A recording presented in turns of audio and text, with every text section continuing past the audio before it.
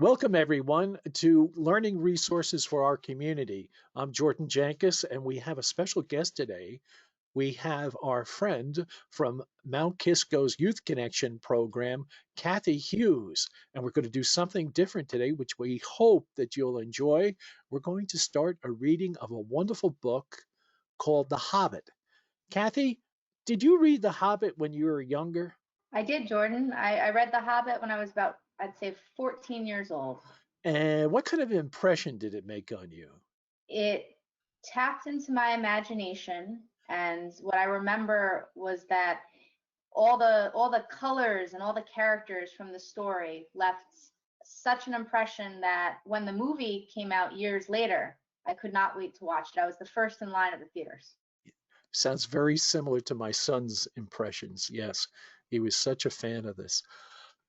So, ladies and gentlemen, let me turn it over to my friend Cathy, and she's going to entertain us with the first installment. We're going to be doing a lot of installments of this, of The Hobbit by J.R. Tolkien.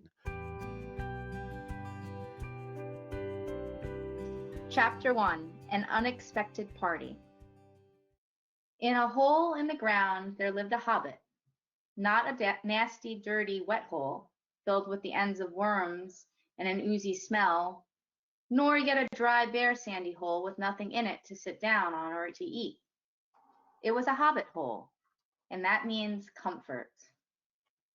It had a perfectly round door like a porthole, painted green, with a shiny yellow brass knob in the exact middle.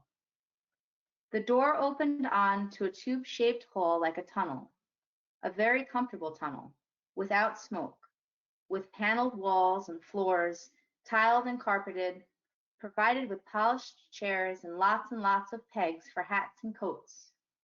The hobbit was fond of visitors. The tunnel wound on and on, going fairly but not quite straight into the side of the hill.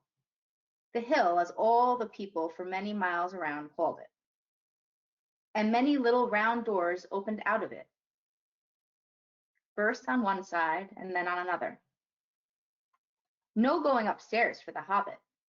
Bedrooms, bathrooms, cellars, pantries, lots of these. Wardrobes, he had whole rooms devoted to clothes.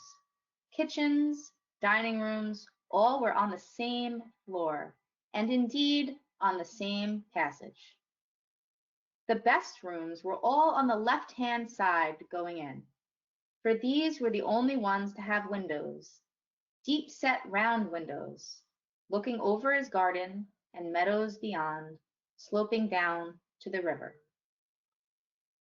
This hobbit was a very well-to-do hobbit, and his name was Baggins. The Bagginses had lived in the neighborhood of the hill for time out of mind, and people considered them very respectable, not only because most of them were rich, but also because they never had any adventures or did anything unexpected. You could tell what a Baggins would say on any question without the bother of asking him. This is a story of how a Baggins had an adventure and found himself doing and saying things altogether unexpected. He may have lost the neighbor's respect, but he gained, well, you will see whether he gained anything in the end. The mother of our particular hobbit. What is a hobbit? I suppose hobbits need some description nowadays, since they have become rare and shy of the big people, as they call us. They are, or were, a little people, about half our height and smaller than the bearded dwarves. Hobbits have no beards. There is little or no magic about them except the ordinary everyday sort which helps them to disappear quietly and quickly when large stupid folk, like you and me, come blundering along, making a noise like elephants, which they can hear a mile off. They are inclined to be fat in the stomach. They dress in bright colors, chiefly green and yellow, wear no shoes because their feet grow natural leathery soles and thick warm brown hair like the stuff on their heads, which is curly, have long clever brown fingers, good-natured faces, and laugh deep fruity laughs, especially after dinner, which they have twice a day when they can get it. Now you know enough to go on with.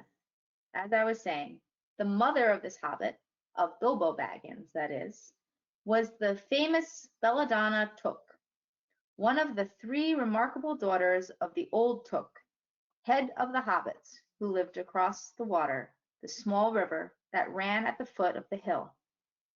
It was often said, in other families, that long ago one of the Took ancestors must have taken a fairy wife. That was, of course, absurd, but certainly there was still something not entirely hobbit-like about them, and once in a while members of the Took clan would go and have adventures. They discreetly disappeared, and the family hushed it up, but the fact remained that the Tooks were not as respectable as the Bagginses, though they were undoubtedly richer. Not that Belladonna Took ever had any adventures after she became Mrs. Bungo Baggins. Bungo, that was Bilbo's father, built the most luxurious hobbit hole for her, and partly with her money. That was to be found either under the hill, or over the hill, or across the water, and there they remained to the end of their days. Still, it is probable that Bilbo, her only son, although he looked and behaved exactly like a second edition of his solid and comfortable father, got something a bit queer in his makeup from the Took side, something that only waited for a chance to come out. The chance never arrived until Bilbo Baggins was grown up, being about 50 years old or so and living in the beautiful hobbit hole built by his father, which I have just described for you, until he had in fact apparently settled down immovably. By some curious chance, one morning long ago, in the quiet of the world, when there was less noise and more green, and the hobbits were still numerous and prosperous, and Bilbo Baggins was standing at his door after breakfast, smoking an enormous long wooden pipe, and reached nearly down to his woolly toes, neatly brushed, Gandalf came by. Gandalf! If you had heard only a quarter of what I have heard about him, and I have only heard very little of all there is to hear, you would be prepared for any sort of remarkable tale. Tales and adventures sprouted up all over the place wherever he went, in the most extraordinary fashion. He had not been down that way under the hill for ages and ages, not since his friend the old Took died, in fact, and the hobbits had almost forgotten what he looked like. He had been away over the hill and across the water on business of his own, since they were all small hobbit boys and hobbit girls. All that the unsuspecting Bilbo saw that morning was an old man with a staff. He had a tall, pointed blue hat, a long gray cloak, a silver scarf over which his long white beard hung down before his waist, and immense black boots. "Good morning," said Bilbo, and he meant it. The sun was shining, and the grass was very green. But Gandalf looked at him from under long bushy eyebrows that stuck out further than the brim of his shady hat. "What do you mean?" he said. "Do you wish me a good morning, or mean that it is a good morning, whether I want it to be or not? Or that you feel good this morning? Or that it is a morning to be good on?" "All of them at once," said Bilbo, "and a very fine morning for a pipe of tobacco, out of doors, into the bargain. If you have a pipe about it, sit down and have a fill of mine. There's no hurry, we have all the day before us." Then Bilbo sat down on a seat by his door, crossed his legs, and blew out a beautiful gray ring of smoke that sailed up into the air without breaking and floated away over the hill. "Very pretty," said Gandalf, "but I have no time to blow smoke rings this morning. I am looking for someone to share in an adventure that I am arranging, and it's very difficult to find anyone." "I should think so in these parts. We are plain quiet folk and have no use for adventures. Nasty, disturbing, uncomfortable things make you late for dinner. I can't think what anybody sees in them," said our Mr. Baggins, and stuck one thumb behind his braces and blew out another even bigger smoke ring. Then he took out his morning letters and began to read, pretending to take no more notice of the old man. He had decided that he was not quite his sort and wanted him to go away. But the old man did not move. He stood leaning on his stick and gazing at the hobbit, without saying anything, till Bilbo got quite uncomfortable and even a little cross. "Good morning," he said at last. "We don't want any adventures here, thank you. You might try over the hill or across the water." By this he meant that the conversation was at an end. "What a lot of things you do use good morning for," said Gandalf. "Now you mean that you want to get rid of me, and that it won't be good till I move off." "Not at all, not at all, my dear sir. Let me see, I don't think I know your name." "Yes, yes, my dear sir, and I don't know your name. Mr. Bilbo Baggins. And you do know my name, though you don't remember that I belong to it. I am Gandalf, and Gandalf means me. To think that I should have lived to be good morninged by Belladonna Took's son, as if I was selling buttons at the door." "Gandalf, Gandalf, good gracious me! Not the wandering wizard that gave old Took a pair of magic diamond studs and that fastened themselves and never came undone till ordered?